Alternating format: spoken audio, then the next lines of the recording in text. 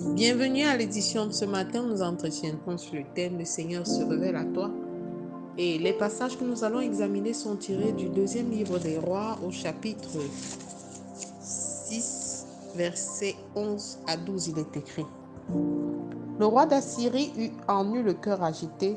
Il appela ses serviteurs et leur dit: Ne voulez-vous pas me déclarer lequel de nous est pour le roi d'Israël?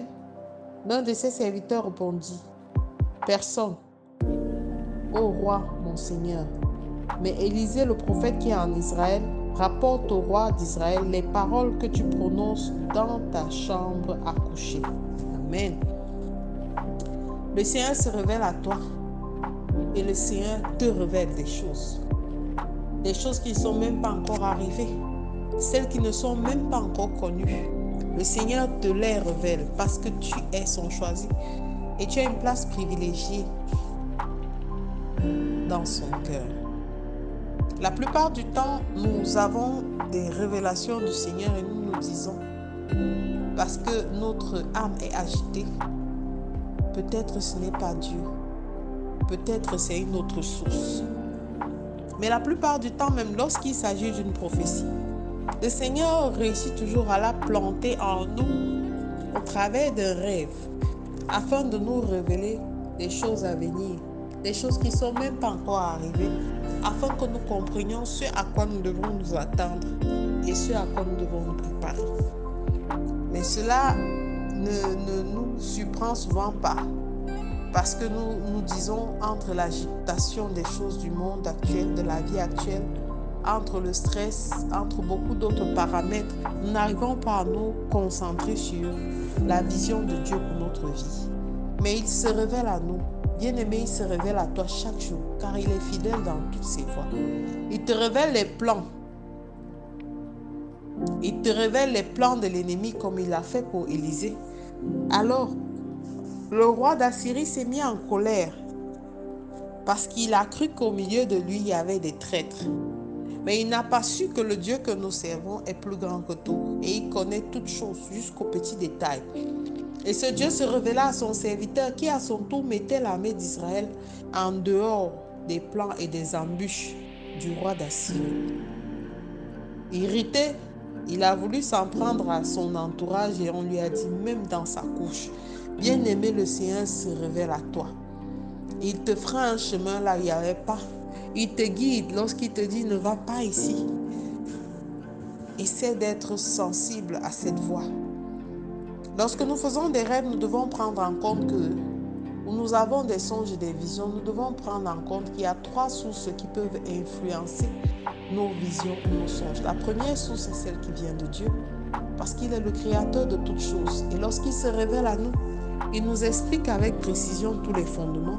Et lorsque nous revenons à lui pour demander comment est-ce que ça se passe, alors là, il commence à nous dérouler étape après étape la feuille de route que nous devons suivre. Mais l'autre source, la seconde, c'est qu'elle vient de nous-mêmes. À force de vouloir et de désirer quelque chose de manière passionnelle, nos émotions entrent en jeu et nous nous retrouvons projetés dans l'environnement de ce que notre espoir nourrit. Ce n'est pas nécessairement un environnement qui est contraire à la vision de Dieu, mais parce que nous sommes guidés par nos émotions, Dieu peut ne pas y être. La dernière et la troisième source, c'est celle qui vient du diable.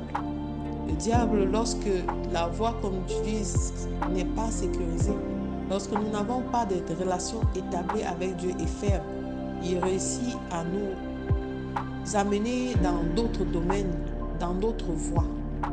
Mais parce qu'à chaque fois nous réussissons à revenir vers les voies du Seigneur, il nous montrera et il se révélera à nous de manière à ce qu'on sache que telle voie qu'on a empruntée, son issue c'est la mort.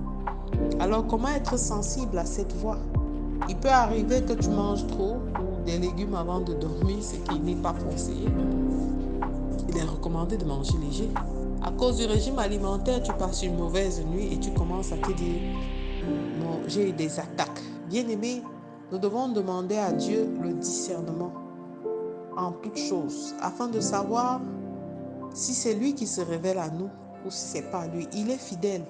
Et chaque fois que nous invoquons son nom, chaque fois que nous demandons que lui-même il nous éclaire, il nous montrera le chemin par des signes.